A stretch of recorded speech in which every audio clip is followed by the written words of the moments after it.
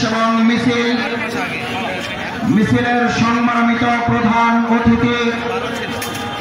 আর কিছুক্ষণের মধ্যে আমাদের মাঝে উপস্থিত হবেন বাংলাদেশ জামাত ইসলামীর সংগ্রামী নায়েবে আমির, জাতীয় সংসদের মাননীয় সাবেক সংসদ সদস্য,